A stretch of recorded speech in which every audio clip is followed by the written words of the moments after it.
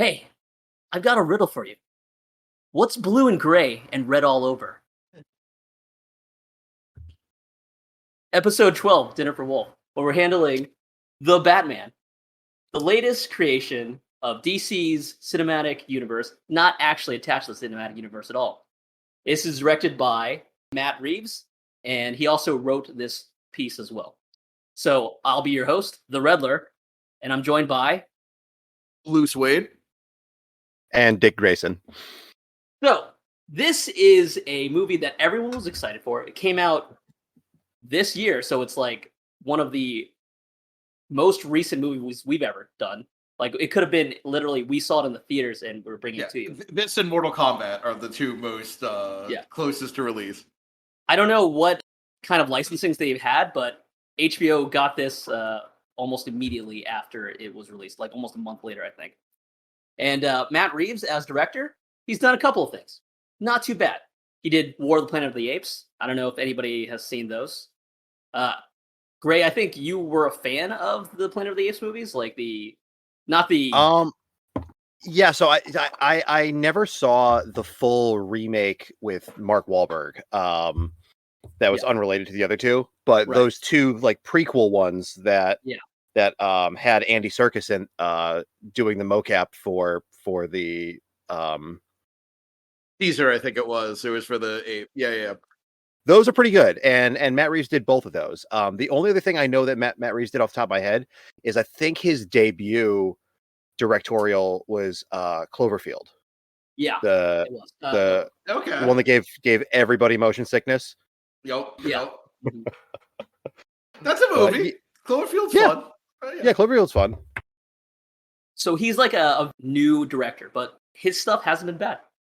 So let's take it to what the Batman is. Okay, so it's not related at all to any of the current DC movies or any of those things at all. It is akin to the Joker. It's like an alternative universe, like all the story. It's not related to Nolan's Batman. It's not related to the Batman versus Superman thing. This is its own experience. It's almost like a combination of a couple of sources. Right? One is, of course, The Long Halloween. I don't know if any of you guys have read any of the comic books or anything like that. No. But yeah, fill them and me in. I'd love to hear more from someone who actually read the comics. Because spoiler, I really dug this movie. I ended up going and reading like quick synopsis of the comics that inspired it. Yeah. So I read the synopsis of those, but I didn't watch the animated movie versions or actually read the comics. So fill us in, please. Well, again, it's this movie is very different. It's a detective story more than a superhero action story, right? There's a lot of kind of long scenes where you don't know who the actual like villain is, the perpetration. It's more about the crime itself and how like they get through it. And The Long Halloween is about that. It's about there's a killer named Holiday who's killing just these people that are loosely related to an event. And it happens on every holiday. So it starts on Halloween and then it keeps going like for Labor Day, for 4th of July. Like there's a murder and it's thematically themed killing at that point. Not to poke fun at it because I'm sure it's great, but like how granular do these holiday murders get? Right. Like, is there an Arbor Day killing? Is there a Groundhog Day killing?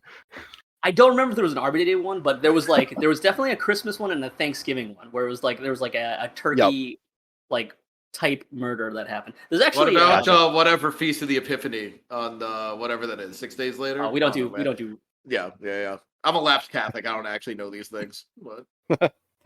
anyway. So, so this is not only is this like kind of a Long Halloween type thing, it's also a very Batman Year One type comic book. It's basically a Batman Begins, right? It's like he starts off as Batman, and there's not really an origin story, but it's very early in the Batman career that he is. Right. Yeah, they hinted that like it's been a couple of years. I don't think they give a year thing, but like no, they do in the opening when he's doing the voiceover, and you're seeing the shots of the city and everything, and he's like for 2 years I've been doing this. That's right. And crime is up, murder is up. He's like names like every single type of violent crime is up in the 2 years since he started. Since he started, right? So this is like Batman year 2. Well, and on that or note, beginning of year 3. And I also enjoyed this movie. Spoiler alert! But early and you know, for the two of them watched it first, like, so I kind of suspect it'd be good going in. The reviews have been good, but when I first heard that voice was like, and it was both promising and worrying, because the voice was Christian Bale's ridiculous voice toned down like 20%, and I'm like, all right, this is either very promising or it's just gonna be imitating. But he pulled it off. He pulled it off. Yeah, it was good. He pulled it off. But honestly, when you first see the trailers and you see like the opening, you get a feeling that this is going to be like very similar to Nolan's films, right? Like dark and gritty. Oh God, yes, yeah. And it is dark and gritty, but it is not like Nolan's films at all. Like it is not. Very different movie. Yeah, it's not a realism. Okay, it's like that's not the main goal of this. It's much more character driven. Like there's. And somehow it doesn't seem to go super in depth in any of the things it introduces. It's just about the people experiencing the events that are happening in the movie. And it works. But I'm sure it's very different. I'm sure we'll get into this later in much more in depth, but I feel like this movie pulls more influences not from other Batman movies. I mean, the comics I think is where the story kind of, because it's almost like it's like Batman Year One. It's like Long Halloween. I think there's one called Ego that it pulls from as well. Hush, Hush. Yep. But the film itself, the way it's filmed, and the specific story they're telling, it feels like it pulls more from like Seven and Zodiac. Like, that's like a real good point. It's like a serial killer movie. Yeah, where it's Batman instead of Morgan Freeman. Right. Yes, I also enjoyed, and we'll get this more, but like the movie called itself on Batman stuff just enough for it to like not be self-parody but be self-aware. Like at one point they're going after and Jeffrey Wright, Gordon, like pulls out a gun and Batman's like, no guns. Like, that's your thing, man. I know where I need a gun. Like, I am a policeman. I will do policeman things. And there's ones where like, Lieutenant, chain of custody, he's wearing gloves. Don't worry about it. Like, there's enough of that. Or when he fights the guys in the beginning in the subway station or the train station, and they just burst out laughing at him when he comes out of the shadows. Right, because they think they've clearly heard of Batman because they're like, oh, it's him. But there's like, it's just a crazy guy in a Batman outfit. Like, oh no. No. Halloween during it's that time. Exactly. Yeah, that was Halloween night. So right, exactly. Here's the thing. It's not based off of any of the Batmans. It's not trying to pull anything. It's not like a Michael Keaton like weird Batman. It's like literally there's no pronounced nipples on the suit for no reason and things nipples. Like that. Right. It's a noir story. It's like a very genre driven. And apparently, so does anybody remember the song that was playing at the very beginning and in the trailer, and then it plays a little bit in the back? The Nirvana song? The Nirvana song. Okay. Yeah. So Something in the Way, right? It's from right. Yep. Classic album from Nevermind, right? Yep.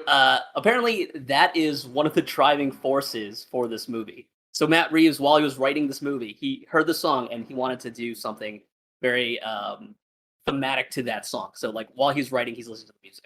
I think that just a quick note, and I know hot take, unpopular opinion alert.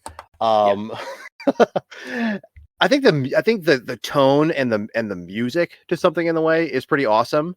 Yeah, but it's a pretty garbage lyrics, man. And I know the song was written by Kurt Cobain the brief period of time when he was homeless and he was actually living under a bridge, right? And so like it's kind of autobiographical, but that song has like 5 lines. It has like one verse that it repeats like 4 times, and then says Something in the Way 1,000,000 times, and it's not a great song. Like I'll tell you the lyrics right now. There's 2 lyrics. It's basically he captures animals and they're his pets. He eats. He survives off the drippings of the ceiling. And grass. Yep. And he can eat fish because they don't feel anything. That's it. Right. That's the only. That's the whole song. And there's like something about like the tarp is leaking or it's like that. Yeah, so, that's it. That's the whole song, and it's pretty weak. So not only is like the writing. You heard it here. Gray hates Nirvana. All right. Well, there. Good pod. I didn't say I hate Nirvana. I just I think You're acknowledging their shortcomings. Yes. There's a number. Yeah. There's the martyrdom. Is something that I think boosted causes. Yeah.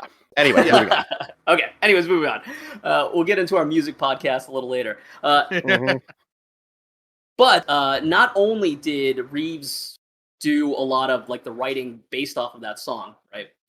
But Patterson himself took a lot of acting directions from like that. So he tried to be like a Kurt Cobain Bruce Wayne. Yeah, I did read that. I did read that it was a kind of mashup of Kurt Cobain and Howard Hughes. Yeah. Was what he was going exactly what it is. Yeah. And that's what he was going for. So credit to him, I guess. Plus eyeshadow. But those three things together, lots of eyeshadow. Good. Look, I'm a fan.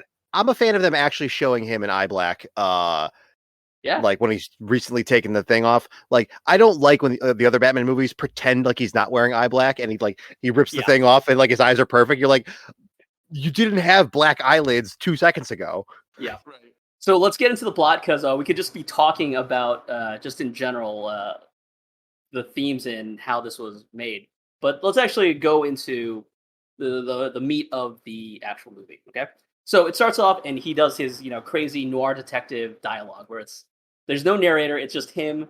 And it's also parallel that whatever he's saying, he's also writing down in his notebook. Like he's got a little diary that he writes on. Like we see it happening in real time with the voiceover, but then when he gets home, he's writing the thing we've already just heard. Yeah, exactly. And so you could forgive how some of the lines are super cheesy. Like some of it's just like no one's gonna save this city but me, and I have to push myself. Right. Because you know what? Because he's an angsty rich orphan writing a journal. Like that. Well, that's what I was gonna say. Is along with the angsty journal, angsty rich teen part. No one wants someone reading their diary. I know exactly. It's just embarrassing. Right, exactly. Because that's where you write that stuff. Exactly. No, it's true. It was a good cookie of explanation as to why something so hokey would be. Yes. Right. Yeah. Exactly. So so it starts off. It's Halloween night, and it sets up the kind of the theme for the entire movie, where like everyone's in costume, and Gotham City is grim, but it's still lit up. Like in New York City. It's not like a Chicago or it's more like New York, it feels like. Oh, it's very, I mean, Gotham's pretty much always New York. It's very clearly New York in this movie. Like, I don't know if Gotham's always New York, though. It pretty much always, I mean, suffice to say in this movie, they have Madison Square Garden, but they call it Gotham. Like, this is Manhattan that this thing. You know what's hilarious, but, I mean, though? Not to go instigating this discussion further, but they name it like Gotham City, like instead of Madison Square Garden, it's Gotham Square Garden. Yes. But that actual place that they filmed it was whatever the big arena is in Chicago. Right. But then they do the aerial shot, and the aerial shot is Madison Square Garden in New York City. Apparently most of the actual filming happened in London, and they took inspiration for the fake skylines they put up and a lot of stuff. They took inspiration from New York and Chicago. So from what I've read, you guys are both right and we're all wrong. Right. Well, also there's lots of shots of the city being in island like Manhattan is. So it's Manhattan. Anyway, let's move on with my correct answer. That's fine. Yeah. Because they filmed it. They filmed it in London, but it is Manhattan. Gotcha. Yes. See, I feel like you're being sarcastic, and I'm not. But yeah, let's go on. Just giving you space to look bad. Actually, the very first scene is like a creep cam of the mayor. So like someone's like taking pictures. Yes. And like this little kid with a ninja suit, and he's just running around, and it's supposed to be like, was it ninja or a pirate? A kid with a sword who ninja stabs him and yeah. So then we go into the city, and this is the scene where it sets up that what he's trying to do is he's trying to instill as much fear into the criminal element of Gotham as possible, because he says like normally that he's just one person. He literally can't be everywhere. So he has to be like super violent and like super specific with who he hunts. And at the same time he's doing this, he's like, the angsty journal voiceover, but like he's saying, when the symbol calls, it's not just for me, it's for them to get in their mind, and like Right. Yeah. And that plays in later when they have kind of his not redemption arc, but his evolution as a character. But yeah, he talks about the bat signal purpose is to strike fear into the hearts of any criminal, because if they see that he's somewhere in one of these shadows. Exactly. And and they mention like the city's in shadow, like I forget the exact line, but he's like, they think I'm hiding in the shadows. I am the shadows, right? Yeah. Or something like that. And that's it's like a bunch of like kooky comic book lines, but they work. Yeah. Right. So the scene like appears. This is like the first element of action in the film, where these kind of proto Joker type characters have like white faces and they have smiles on. Like they're if the Joker's henchmen looked 75% like Juggalos. That is what they. Yeah, pretty much. It was like Joker lows, pretty much. And so there's a kid who has like who's half Joker low and half normal, like scared kid. And so this is supposed to be like the soul of the city, pretty much, that Batman fights. And like so I feel like that kid was supposed to be like an initiate who's like not fully in the gang yet. Yeah. Like right, kind of like prospects in motorcycle gangs get like half of the symbol on their side. Right. Yeah. And they haven't earned their full patch yet. Right. Anyway. Well, and they also stand the guy up. They're like, okay, punch him in the face, right? Oh yeah, that's right. They're they're very make to punch him in the face. And they do make it like it's initiation, yeah. This is the first scene I was just like, okay, so this gang's only job is just punch people like in the streets. Like they don't do any crimes except for punch people in the streets. Yep. That's right. Listen, do what you love.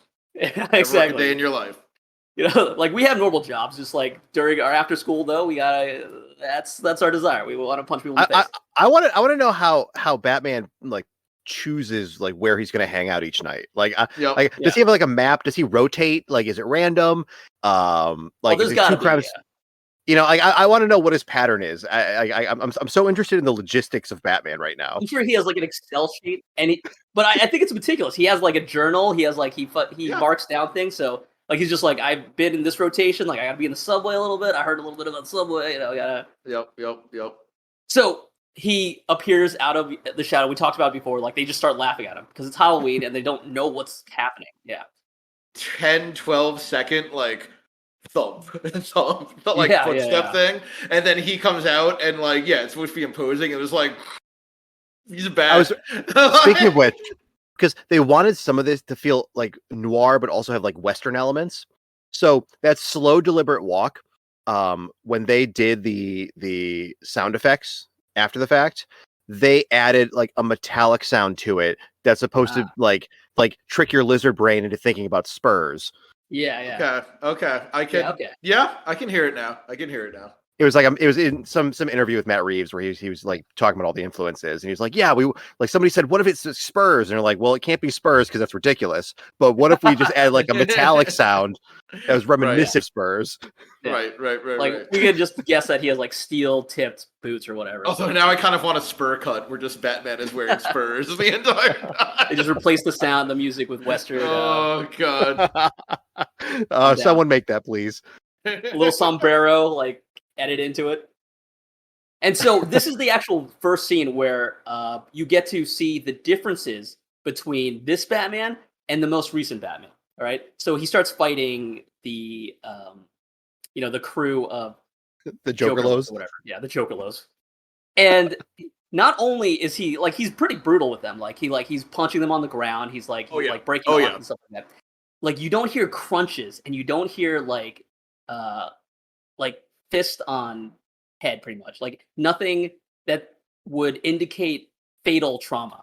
Yes, they do. He does a lot of and in this one, like he does a lot of like grab their arm and hit him in the collarbone and knock him down type thing. Like he's not and like at the end of the scene you see like they all get up and run away. Like none of them are unconscious or like with their arm behind their head. Like yeah, exactly. Right. They're kind of like ragdolled onto the So it's interesting because he's like in some scenes he's like super brutal in that like like he could stop and he just hits him like 5 more times. Yeah. But right. like it's realistic human hits as opposed to Yes. the Yes. bordering on superhuman abilities of the other Yes. Batman out there. So Yep. it's like a normal guy who's super pissed and he's just like Yeah. going around spanking the whole city. Right. Yes. And also he's wearing like heavy armor, and that probably makes it hurt more. But like, Right, yes, right. So it's not goofy. It's not like a goofy like No, not at all. Batman Keaton thing where like he's just like, you know, there's a big pow sign or like a zip Right, or right, zam kind right. of thing. But it's less like it's not supposed to be like this guy's a murderer. You know, he just wants to Right. hurt people. And there's also the scene where the actual victim is just like, please don't hurt me. You know, Yes, like because they're also Yeah. terrified of him, which is a very fair response. But Yeah. like, yeah. You see the mayor get murdered. You can Mhm. see it's a weird. We later find out it's a carpeting tool. It was sort of like a hook, spade type thing, whatever. And then, but you see he gets like, he was losing a debate and like getting embarrassed, and he's like on the phone with his pollster, somebody, after his kids are out trick or treating, and then like the Riddler murders him. And then the main thing was that's when you see that when they come back to the scene, Batman is in there because he's been you realize he's been working with Gordon. They don't really say why. And none of the other cops are happy that he's there. Yeah. And they're all like, really? We're gonna just do this? That scene is great. That scene is amazing. That scene is great. I love those two perspectives because it's something that has not been visited in a Batman film before, in that this is a point where the cops are looking at him like, this is a crazy person who has committed a ton of crimes on a nightly basis. Yes. And then you have the other side of it where Batman is knows that he is unwelcome, knows that he is in a bat suit at a real crime scene. Yeah. And does not care. And it's does just not like care. And it's just like, just the way he moves in this, and Yeah. I'm sure we'll get into this more later, but the way he moves, the way he's so stiff, says so little, and like it's just like there's something about that is evocative of like, I mean, serial killers and crazy people. Like they do a really good job of making Bruce just as crazy as the Riddler. Yes, and that sure as hell comes back. I mean, we'll get. Oh yeah. Like, I mean, we'll get into like the overt parallels later, but this is the first time we've seen where he is like actually a very damaged human who has never gotten over his trauma and is like self-medicating on a nightly basis for his grief by punching people in the face. So that was strange. Seems like the Illuminati has discarded most of our podcast. I think we're going to have to try to make up the difference. So here's what we're going to do now. Instead of telling you what's going to happen in the entire movie and hit points that, you know, you've already seen and that we've already seen, we're going to break it down into meals for you. So the first one is going to be the chef's choice. And what we're going to talk about is the best parts of Batman. Let me check that duration again. All right, still good? All right. So one of my favorite parts about Batman was the sound design for this movie. I'd have to say that there are certain parts, whether it's music or just sound in general, that just kind of blew me away. And that, like, it set this movie above other Batman movies and other DC movies in general, right? So when we were talking previously about the sound effects of Batman kind of in combat, right? There was this, if you were to compare it to other Batmans, let's talk about Batman versus Superman a couple of years back. Every time Ben Affleck, Batfleck, would hit somebody, there'd be this crunching noise, right? Like almost every punch and every, like, you know, Krav Maga thing that he did sounded lethal, pretty much. You know, everyone hit with like pretty much bone-crushing force. And this one, it's not so much. It's like a normal brawl, right? There's like padded hits, and like they sound like they're heavy and they're like painful, but they never sound like life until like it goes to the parts where Batman kind of loses control. Well, like one part at the end where he's wailing on after he injected himself with Batroids to amp up. Right. Yeah. Right. And just to follow on that, you know, it goes beyond the sound because like Crater's skulls, like Yeah, they right. just got like a bat spanking Yeah. and ran yes, off. exactly. Yeah, because the visuals and the sound work together to be like, oh, I bet that's really gonna bruise tomorrow. Like, oh, that guy's not gonna be able to turn his neck right. Just that simple aspect, right, adds more to the story. Like you get a character that is more of the Batman that you're used to. Right. He looks like a guy fighting crime in armor, Yeah, not a superhero. Right. yeah, And exactly. like it makes it a little more believable, which is a strong word for this movie. But yeah, yeah. Right. And the another part was, of course, the Batmobile section. Right. There's a section where the Batmobile first appears, and like you've seen parts of it in the beginning where it's kind of broken down and it's in progress of being completed. But in the middle of the movie, you actually see the Batmobile appear, and it has like this howling revving noise that is super intimidating. It's like the intimidation mode that they set in what was in RoboCop, right? Where it's just like Yeah. Yep. like an animal growling before it like, and then the chase scene with this like really epic trumpet, just this crazy crescendo of noise, like really perfect. Yeah, Yep. that entire chase scene is literally one of the best chase scenes that I've seen in a long time. Yeah, and honestly, because you bring the Batmobile up, I just want to mention. I know it's kind of a side thing, but the one thing that on my second watch of the movie really kind of clicked for me was like I know that part of his stuff being kind of janky is supposed to be because he's in his second year as Batman, Yeah, right? Mhm. Right. And like he hasn't like really refined everything yet, and that's why his tech isn't super like aside from those super fancy contact lenses, Right. everything Right. is like kind of like thrown together. And part of me the first watch was like, well, this dude's a billionaire. Like couldn't he get better hookups than this?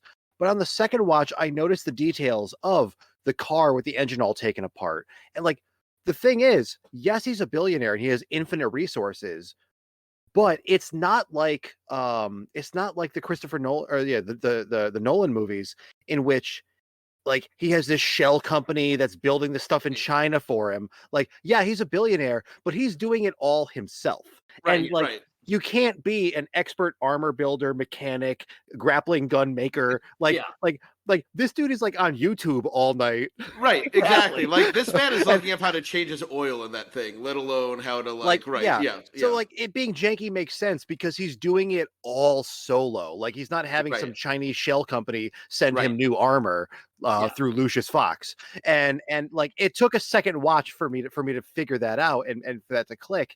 And that just makes it even more grounded in reality for me. Yeah.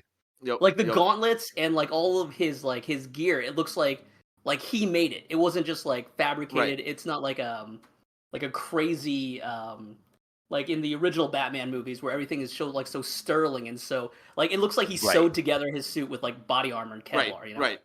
Yeah, they're like obvious stitching in his mask. Like All right, and I want to mention the last part of the sound design that was just phenomenal, and this is some next level 4D sound design. Okay, they chose actors who had the weirdest voices imaginable. So it wasn't like so you thought you would understand what this actor would sound like. He does not sound like that at all. They first have a commissioner who appears, and he's got this weird nasally voice, even though he's like he's like a tough cop guy. But the best part is when Batman is unconscious and he's like taken to the police center, right? The second command, Captain Chief Mackenzie, right? He comes in and he's got a beard and he's all gruffled and he's old, and then he sounds like he's out of breath. and he goes, "Hey Batman, why you gotta be such a bad guy? You coming here? You messing with all the cops?" It's a He pretty good acted so- impression. That's perfect. Yeah. I couldn't think of his name when we were trying to do this the first time, and yeah, it's Mackenzie has the weirdest voice, but it goes into everybody. It's like Yeah, Pattinson's doing a really weird voice as Batman. yeah, Yep. Colin Farrell, Yeah. along with being physically Yeah. unrecognizable with all the Yeah. prosthetics, Yeah. he does a voice where you would not know it's Colin Farrell, and he's like, Yeah. "Let me do the weirdest New York accent I possibly can." But it's not like a Bane intimidating voice or like a crazy Joker cackling voice. It's just like you met a random dude at the supermarket and he's trying to cut in front of you and you're like, why does he sound like that? Like why Mhm. why is this voice so weird? Yeah, like everyone in this movie sounds like people you meet on the park or in the park or on a bus. Yeah, Mm, mm, it's hilarious, I and mm, yeah, I can't dismiss that theory. It's all bus people voices. it's all bus people voices. So those are my favorite parts about this movie. The sound design is top notch. All right, so now Blue, you go. You say All your right. Yeah, part. I've got sort of two good ones. I just enjoyed that again, spoiler cast, so like you've all heard this. That Batman realizes he's the bad guy, sort of, but in a slow burn that becomes more and more obvious. Like from early on. Like the first Valentine's whatever card he gets, you're like, what? What's going on here? Like, is the joke Riddler? Sorry, just messing Yeah. with them. You know, when the cop is like, "How do you know he's not in on this?" You're like, "How do we know he's not in on this?" Right? Whatever. By like the second one, you're like, okay, the Riddler like thinks they're a team. You start suspecting it, and it becomes more and more obvious until it's like very obvious. And Batman realizes it like an hour after the audience does, when he's being told it explicitly by the That's Riddler. honestly That's honestly one of my favorite parts of the whole movie. Yeah, yeah, When yeah. when the when the Riddler says like he thought that they were on the same team, and Batman is like, yeah, no. Right. And then he freaks out. We'll come back to that later. But like, yeah, Yep, it's yep. so I just enjoyed that. Like, it's a theme that is there through the whole movie.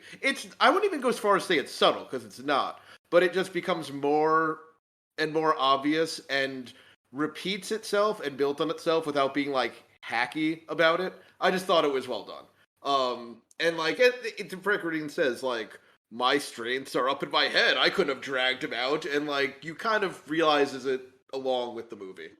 The and the second one I have is the fact that the cop, and this is very particular to me.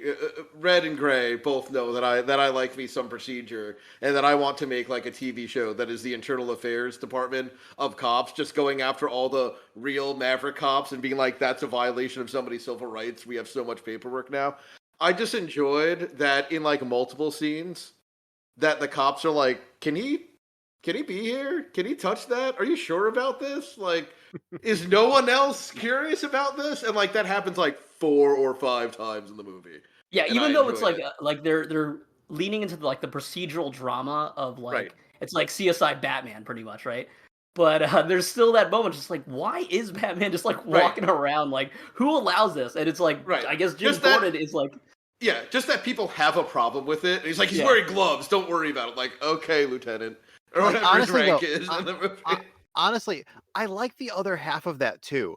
Um, where in the same scene, the first crime scene, when when Batman is walking around, he looks really uncomfortable. And Yes. one read on that could be, oh, I'm uncomfortable because all these cops hate me because I'm a vigilante and no one wants me here but Gordon. Sure, that's one read. What I choose to believe is that he is feeling the same self-consciousness that any of us would feel walking around right. in public in a crazy costume, Yup. like around a bunch of normal people who are like, what is wrong with this dude?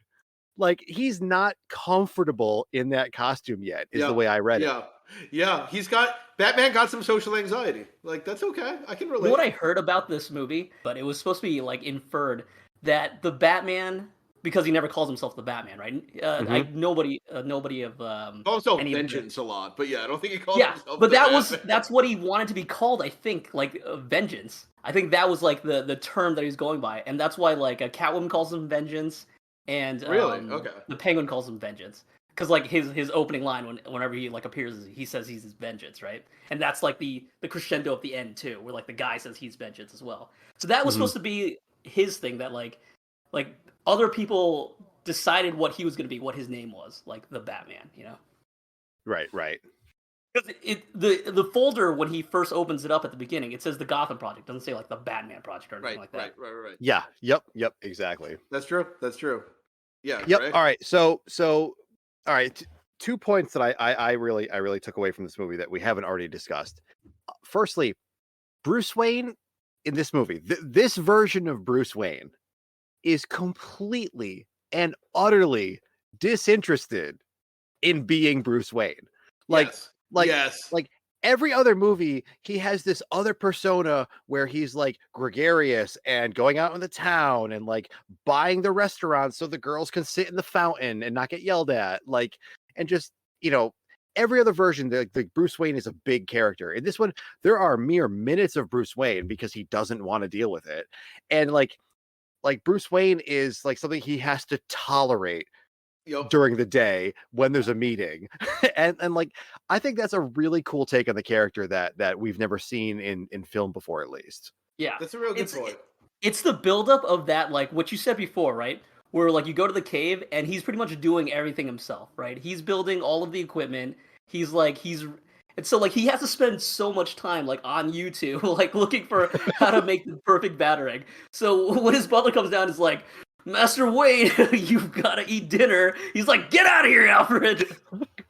Like, I'm on the tube. You know that Alfred has had to like hose him down or like wash him with a rag on a stick or something on like several. Well, yeah, there's stuff that he's like, you got to take a shower. Like you smell terrible. Yeah, and then who is it? I mean, there's multiple comments about it too. So like they say, oh, well, the accountants are coming here because you never come to the office. And then the mayoral candidate is like, I had to come talk to you at a funeral because like you don't exist otherwise. Yep. And even Falcone is like, or Falcone as they pronounce it in this movie. He's like, oh, the only man in Gotham is more elusive than me. Right. Yeah. And like you said, Gray, when he uses it, he's not happy about it. Like so early in the club, he shows up like, you know who I, or maybe I'm reversing the order, but you know who I am in Batman. Another time he shows up, like, you know who I am, like, are you Bruce Wayne? And like they have to fetch a guy to get the other twin to confirm that it's Bruce Wayne. Right. Like, so I just really like that take of like, no, it was Bruce great. Wayne being Bruce Wayne is an annoyance he wishes he could shed. Like he wishes like, he could just be the Batman all the time. It's like if a billionaire was like the stereotypical like Japanese like NEET, like not in employment or education or whatever training. Like he's just never comes out of his room, has the meals delivered, whatever, and he's just like he's totally neat. Yep. Right. But here's the thing, like, and it's great because they pass off that side story where it's just like, oh, he has to play up this playboy persona to throw people off the trail that he's Batman. And in this world, nobody even considers that Bruce Wayne is Batman. Everyone's just like, Bruce Wayne is just like, I don't know, he's just hidden away in his castle. They're like, he's like he's that rich weirdo who lives in the tower in the middle of the city. No, in this universe, like once a week, people like, oh, Bruce Wayne's still alive? All right. Like, they don't remember that he exists. Right. Like, they remember that his father did a bunch of charitable things, and then his father died, and the kid grew up, and now he's just a rich weirdo who no one ever sees. Right. And that's it. That's all anyone knows. If Howard Hughes became crazy when he was a kid. That's the thing. Well, that's the thing. Matt Reeves and Pattinson, like, conferred together on how they wanted to make the character appear. And the inspiration for the character was Howard Hughes meets Kurt Cobain. So he was like, that is what he looks like. Yeah. Like that's what they wanted Bruce Wayne to be. Bruce Wayne is like as weird and crazy as Howard Hughes, but also like depressed rock star. It'd be a little funny if there's a scene with the Batman when it's just like a trunk full of jars of piss and like a bunch of like blunts and whatnot. Like that would be, hilarious. A little on the nose. I'm gonna be surprised at what they're gonna do with his character in the sequel.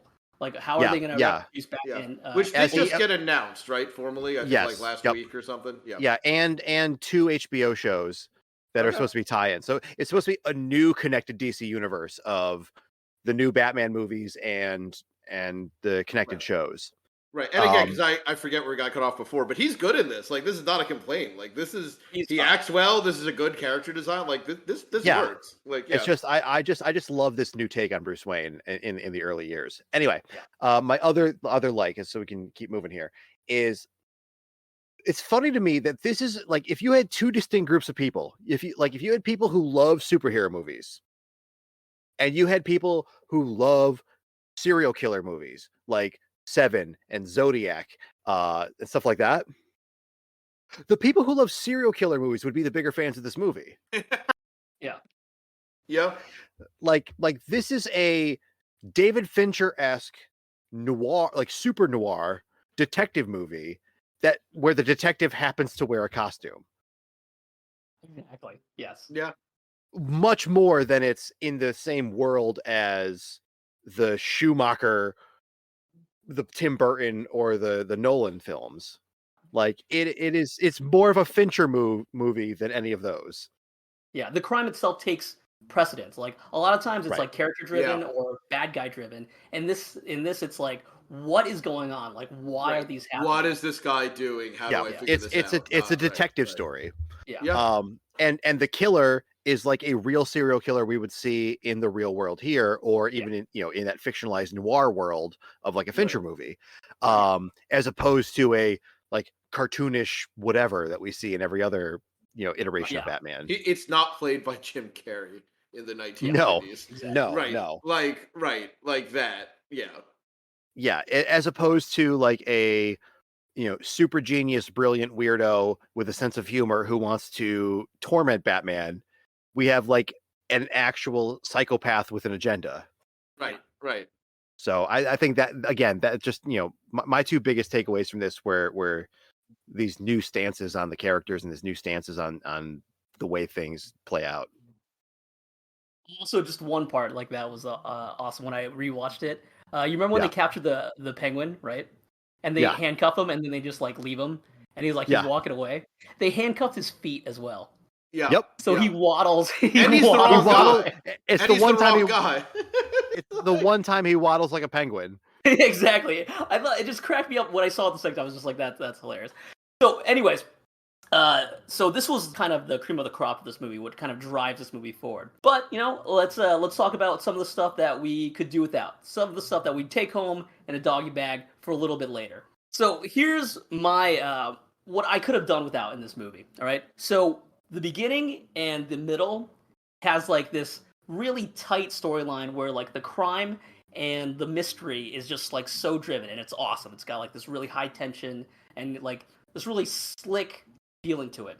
Then we move into the final act when everything gets revealed. And so that's not the end though. When the Riddler is revealed, like he reveals himself, like the movie continues on for another 35-40 minutes afterwards. Okay? Yeah, it's like almost another hour. It's like 2/3 through. Yeah, like Riddler's in jail. It's kind of wild. Yep. So the Riddler reveals his final plan, and he meets up with Bruce Wayne and Batman. And there's this great, kind of scene where like Batman is convinced that like his identity's been revealed, but it's not. And then the Riddler kind of explains his method of madness, right? That he believed that the Batman was like on his side, that the Batman was like kindred spirits with him. And for me, it was like this part where like I feel like they needed to wrap up and they kind of wrote themselves in a corner, and that the Riddler like he ran out of that contextual cleverness that was so prevalent in the very first parts of the movie, right? 100%. Then it winds down to like just kind of he has bombs planted, and then there's like a massacre at the end. That was a big plan. We're gonna turn into your walls, right? Yeah, exactly. Yeah, it turns into your standard like, oh, there's a big disaster that I have to try and minimize or avert, right? Now, I have a theory about this. I'm glad you brought it up. This is one of my questions for later, but I'll connect it now. There's a part of me that suspects that they might have realized now, because it was obviously the intention of the writers to have them be in parallel, right? To have all these parallels between Batman and the Riddler. Like that is very overt, like you're supposed to get that. Right. I think they might have gotten to a point where they're like, man, over the past 2 years, Batman has been just beating up street thugs who punch people and steal purses. And the Riddler has had this 2-year plan to take down the corrupt heads of the city. Yeah. So if we stop here, Riddler actually helped the city more than Batman did. Yeah, right. Right. That's the thing, right? Yeah. So I think they had to like throw in the whole like, oh, he's going to destroy the seawalls and the floods are going to kill a third of the city. Like they had to make him the Riddler jump the shark, right? To turn him into a bad guy that was worse than Batman. Because I think their plan worked too well. Yes, because they clearly needed, and I enjoyed the movie and I enjoyed that part of the movie, but because I enjoy where there's moral ambiguity and things like that. Get it? Great. But they did a little too good, because up to that point, he just helped do murder. He didn't mean to, but he did not help the city at all to that point, and they needed to have a thing. And I think you're both right. I think they kind of panicked, and they're it's kind of well done. Like, it's well executed, but it's just we need an action scene where he can redeem himself. And I get it. It's so he becomes hope at the end and he can shed just vengeance. Like, the arc makes sense, but there was not as much thought that went into that transition as to how to get to that transition. Right. Point. Exactly. The pivot is really clunky. Right. Yeah. No, totally agree. Totally agree. And it needs to be something like that needs to be there. Yeah. It should have been a more clever way to like you had even like Nolan's Joker like finale that was like it was weird and like clunky with the two boats and like but it was in theme, like it seemed like the transition to the end of the Batman was just like, oh, like the Riddler is like just like this 4chan like internet troll kind of guy, and that's it, just like, and that weakens the whole. And you could have had that. Yeah, it was. I'm all for taking down the alt-right 4chan thing, but like it was rushed. It was because up until that point, his kills were targeted corrupt city officials or head honcho criminals. Like there was a precision to what he was doing up until then, even with his trying to kill Bruce Wayne as being guilty for his father's sins. Like it was striking at the heart of the corruption of the city. And then all of a sudden it pivots to, I'm going to drown a bunch of innocent civilians. Yeah. But don't get me wrong. The end though, like I do like the end. I like how the end is it's like, so you could have like a realistic Batman movie, but not have Batman be like, just like this characters of a vigilante that's more akin to like the Punisher. All right, so what about you guys? All right, I'll reverse it. So I'll do my smaller gripe and then the bigger one. And this is sort of a flip side. So I talked about how I like that the cops like object to procedural problems, and I do. But as a broader thing, and this is like a little silly, but did actually bother me, is broader than that. The cops are just exactly what they need to be in every scene, even when it's wildly different from what they are in other scenes. Like, I have thoughts. Yeah, I bet you do. But like, there's all these times where like, hey, he can't touch that. He's a mass vigilante, all that, and then he's like unconscious in a jail cell for what is clearly hours, but say it's even like 20 minutes. Like, did Gordon keep 20 cops from pulling his face mask off until when he was totally agree. Like, totally agree. In the real world, his face is coming off the second they put him in the back of a police car. Right. Yes. Right. Yeah. I mean, he's unconscious. You're gonna not know who you're arresting. You're gonna not know who you're arresting. Yeah. Right. Like I half expected. I was hopeful that like face mask off. Like, no, they just have a bunch of pictures of them posing drunk with his face. Like, no, we put your mask back on. We took this off 4 hours ago, man. Hi, Bruce Wayne. You're under arrest for a very long time. It was unlikely that he would have had his mask remain for like that long. But it's not just that scene. It's also like, and I get it, but again, I think it just comes down to it being rushed. But like, which we'll get to in a second. But like, oh, not all the cops are corrupt. And like, so he just found every single not corrupt cop in the city to be outside that club at that point. Yeah. And, like, he just hit up the clean cop group text. Right. Exactly. He's like, Mackenzie, get off this text. You know you're dirty. You piece of garbage. And again, like, I'm headed out. I think it's a thing where it's like a net. I think it's a net positive. Sorry, go ahead. Do you think that Gordon is the only moderator of the Gotham City Clean Cop Forum? Like, or are there like he have other mods who can also ban people? He's like, you can't be here, man. He's the only mod in his entire life is a guy that hits like, good drops, whatever. Like, hey, who wants that? He does like cop work. He does homicide detective work. He's he does the commissioner's job. When it comes to the Clean Cop group text and Clean Cop forum, what level of corruption does it take? Like what if you were like a little sneaky on your taxes? Like, what if Gordon saw you shaking the vending machine? Right. What if you just like played games with like overtime and like made a junior level guy, give up his overtime hours for you? That stuff happens all the time. Yeah, I want to know what Gordon the moderator's threshold is for good cop status. It's pretty high. It's right. Right. So again, I think all that said, and it did annoy me, but I think it's a net positive in that I like that the cops are like humans with objections and observations in here. it was a little like overly convenient every time the movie needed it. Also, before you move on, Yeah.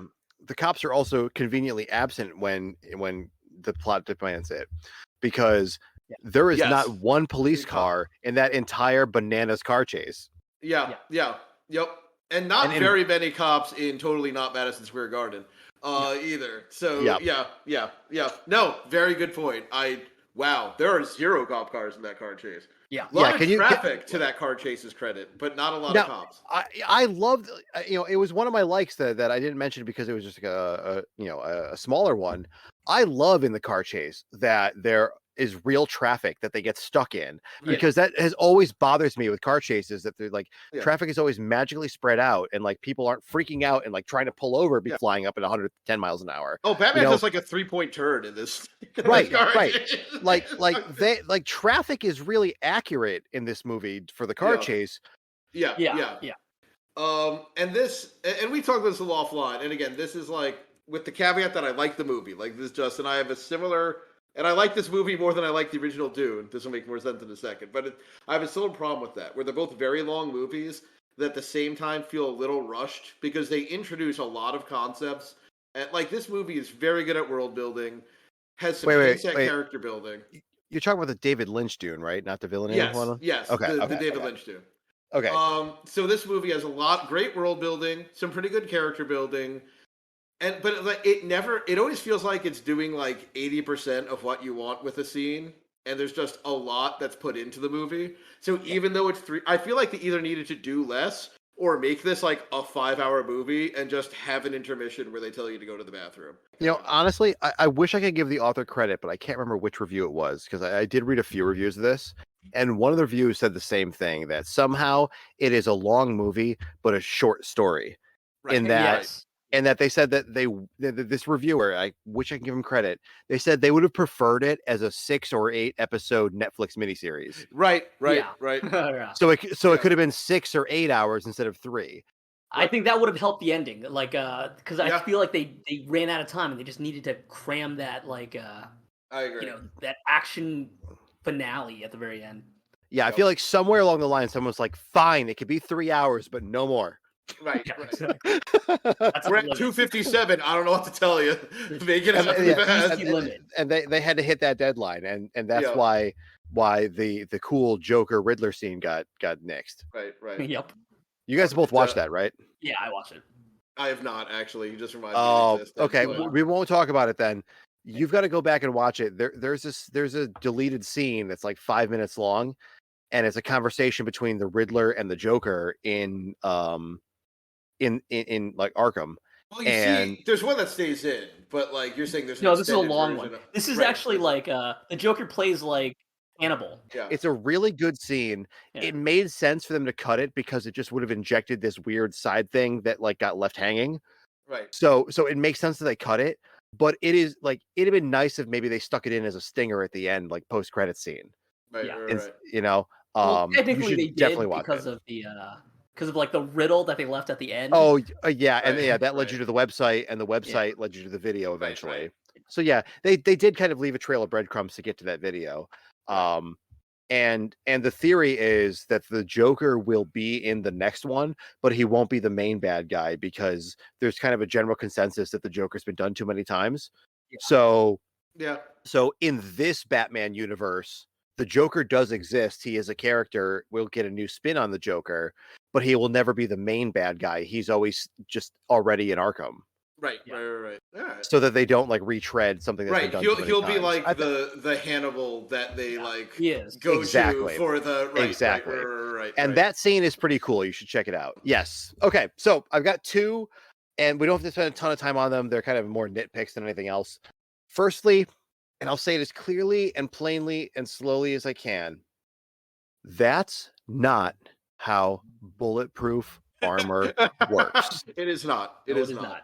So Batman gets shot a lot in this movie, and I'm going to leave out the whole he never gets shot in the face thing, and he can't have face armor or head armor, and he also never gets a scratch or a burn on his jaw or mouth. That's the standard plot armor. That's right.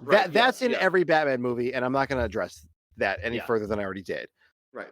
when he gets shot in the chest and the stomach and the legs and whatever, and there are a number of scenes where he is shot and he doesn't even flinch. Like like that scene where it's all dark in the club because he cut the power, and like they're all shooting at him and the only light in the scene is when guns are going off. Yeah. He is actively moving forward Yeah. while getting shot multiple times in the chest by like an SMG, right? Right. Yeah. That is some Superman stuff, right? That is not, like this movie is so grounded in reality with the fighting, like we talked about earlier. And then it is bananas with this part because when you get shot with armor, you still feel all the kinetic energy. It just doesn't penetrate your body. Right. So it has been described by people who've been shot while wearing armor as being struck by a tiny train, but with all the momentum of train. Yeah. If your armor was good enough to actually catch all that and not let it go through you, you were still getting like haymakers from Mike Tyson like 20 times in a row. Like you're not ignoring it and walking forward. My understanding is that it can like literally break ribs or feel like it's breaking ribs. Like, like broken and bruised bones. So as someone who's worn body armor before, there are 3 layers to standard. Okay, yeah. Walk body armor, us right? through this because I don't. You have a ceramic or composite polymer. The plate can take big bullets, like that can take like a large like hunting rifle round, right? But it can take one because that plate is ceramic and it is designed to explode. Right. It's like a car crumple zone. The car explodes. So the occupant now this is important and relevant because that shattering is supposed to absorb the energy, and you also don't feel as much because the energy is expended in exploding that ceramic plate. Right. The next layer is the soft Kevlar. The soft Kevlar cannot take armor piercing or rifle bullets. Those will go right through it. But if we're talking about a handgun round, which is what we see mostly in this movie with SMG or handguns, with soft Kevlar, that takes it, but blocks it completely. It doesn't shatter like the ceramic does, which means the energy from that round has to go somewhere. And that energy goes into your human body. Right. The third layer of armor, and this is something that newer armor has, is something that's supposed to displace that energy over a wider area. And that doesn't stop a bullet at all. The Kevlar is the one doing that. Right. But it's a kind of like a foam type material. It's like egg crate or memory foam to like make it feel better. Basically, it's a material that's supposed to displace the energy over a larger area so that you feel it less in that one concentrated spot. If Batman had the best displacement armor ever, right, that could displace the energy over a wide area, and it was a soft Kevlar and some sort of polymer, like let's take all the layers and make them the best possible because he's a billionaire. He is still not continuing to walk forward while taking 10 shots to the chest. Right. I was going to say, like, it sounds like all of those would be like after 3-4 bullets, like you're just getting shot by bullets. Yeah. Right. So it's only disappointing because the rest of it feels so much more grounded in reality that this is the one part of the movie for me that feels like a comic book. Right. And they could have like, I know like it's just a movie, but like they could have had them miss some or have him like just look hurt. Right. Like, and they do that, but like the one time he cringes back from a bullet where it looks like it actually hurts him is when he gets shot like point blank with a shotgun. Yes. Yes. But like the rest of the movie, like they might as well be like using a stapler and like shooting staples at him with an office stapler. So anyway, moving on. I know we went too long on that one. This is just a quick gripe. The Penguin. Let's put ourselves in the mind of the Penguin for a minute, right? He just had his crew taken out in a shootout, caused a multi-car pileup and explosion on a bridge, had his car flipped over 20 times, got yanked out of his car by Batman, thrown presumably into the passenger seat of Batman's car, drove under a bridge, zip-tied, interrogated by Gordon and Batman, and then left to just like waddle his ass out from under the bridge and find his own way home. Why is it that same night later he is just shooting pool and like making quips and jokes to Falcone, and then like try to get like give Bruce Wayne a hard time when Bruce Wayne shows up? Like, wouldn't you be like at home like taking all the Xanax you owned?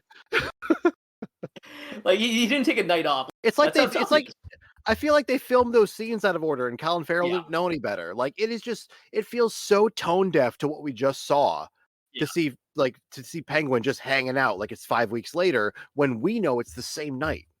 Yeah. No, and just I mean, first of all, the whole back to the having the internal affairs thing of like, good God, did they they killed several civilians probably, arrested the wrong guy, and then just left him. But yeah, also You know, I mean, my the only penguin didn't.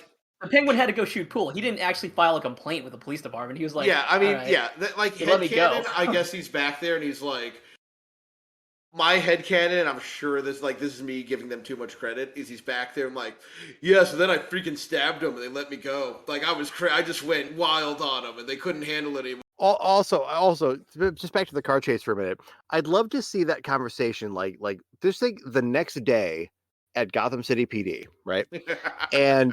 And like the after action report has come in for this car chase and shootout in which like 26 people are dead, 13 alone from the explosion of the fuel truck on the bridge.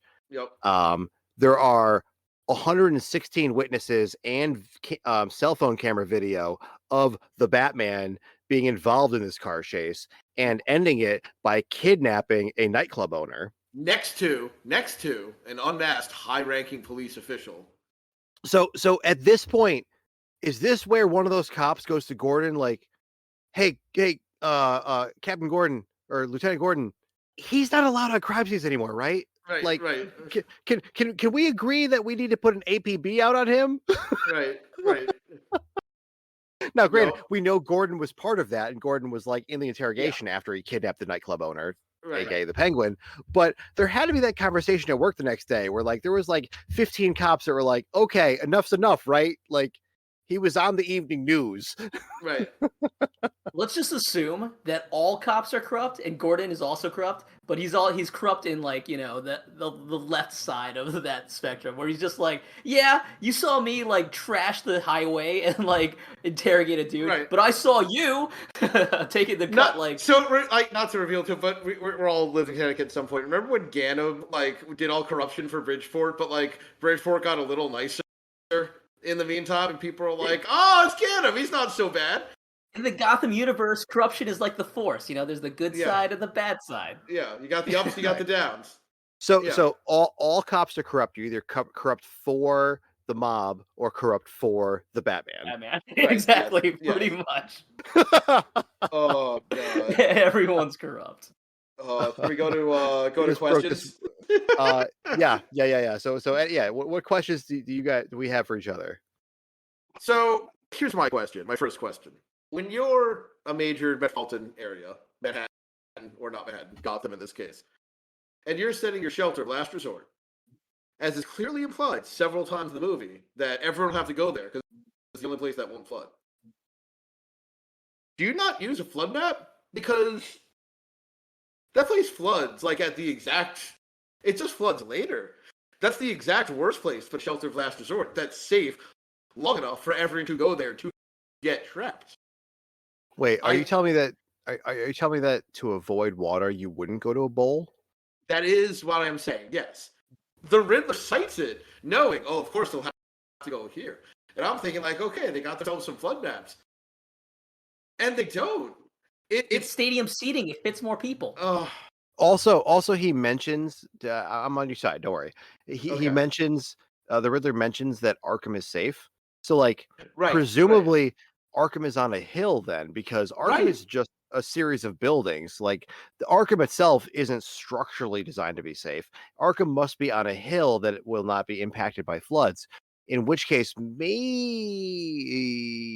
the evacuation area should be at the top of a hill. Right. It just. But you're right. If you had a stadium at the top of a hill, that entire stadium would be a good place to crowd people in. And have people in close proximity while being safe from a flood, that's fantastic. Let's send everyone there. Right. But if your stadium happens to be below sea level, doesn't matter how many people it holds, that's a bad place to go. Exactly. Especially when there's gunmen there shooting electronics down that a vigilante has to, but whatever. I'll give them a pass on that. The seawalls break and then the stadium floods. Yeah. leads me to So believe fast. that stadium is below sea level. Yes, Yes. yes. So That's Like not that's not what a flood That's the shelter is. opposite of the word shelter. Exactly. I'm totally with you. If it flooded that fast, it would not be the place to send people, which is not what the. Or maybe they're corrupt too. I was gonna say, maybe we want to get into this. Maybe this is the renewal yeah, version. it's all corruption, dude. We could solve it. Map got paid off. He was just doing drops Yeah. instead of doing. It was literally like the Gotham Knights were like, "Hey, if you kick us back like another 40 million, we'll claim that our stadium is a." There we go. There we go. Yep. Who's got to pay for that stadium? Those corrupt civil engineers. Yep. So relatedly, are those your questions? Do you have any others? I think that I already said that first one. Yeah. Those are my questions. Okay. All about flooding. Questions are all about flooding. That's all. Of course they are. So after, of course, watching this thrilling movie and observing all of the great moments and some not so great moments, we came out a little wiser, a little better, right? A little better as people. We've learned things. We become more moral, more just. We beyond that group chat with Gordon, right? Being uncorruptible. So what are the morals that you've learned from the Batman? What was the moral of the story to this? I'll go first. So what I learned in this movie, and I'd love your thoughts on this, is that as we should have known before this movie, opening another individual's mail is a federal offense. It is.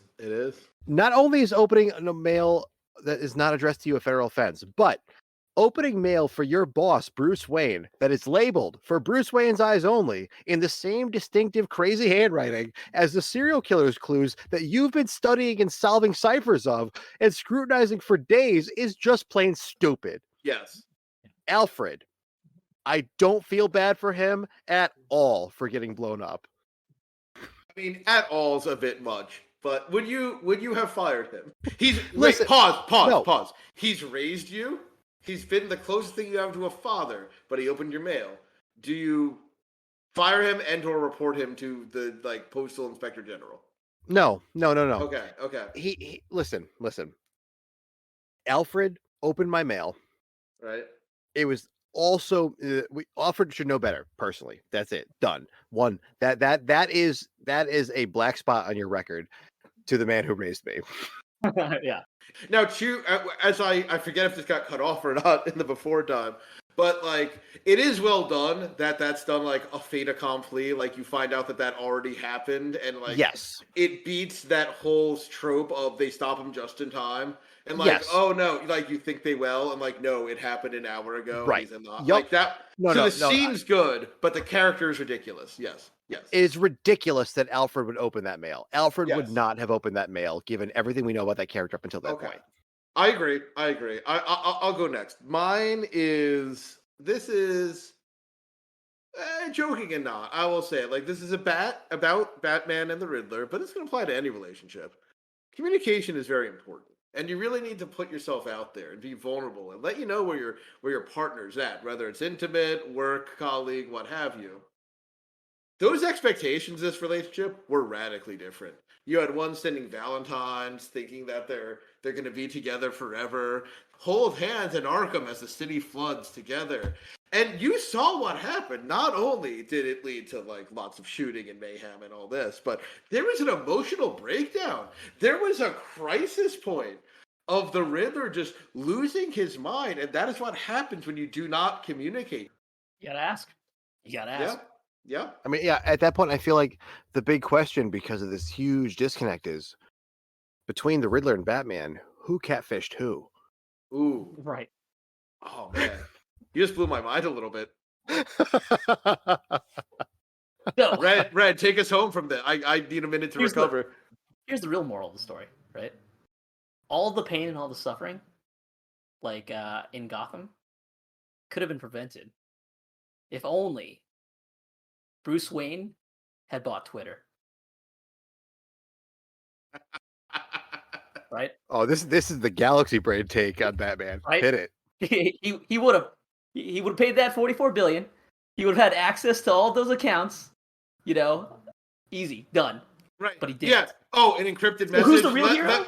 Right. An encrypted message. Let me just go in with my ownership thing. Like, they're gonna blow up the seawall. All right. Exactly. Stop that. Exactly. So what you're saying is Elon Musk is Batman? No, I'm saying Elon Musk is even better than Batman. I don't. And we'll end it at moral that. of the story. I do not endorse this message. No, I don't endorse it either. You heard it here. Elon Musk is super Batman. No, you didn't hear it here. You were unhearing it here. And with that, follow us on Twitter at Dinner for Wall. Have a good night, everybody.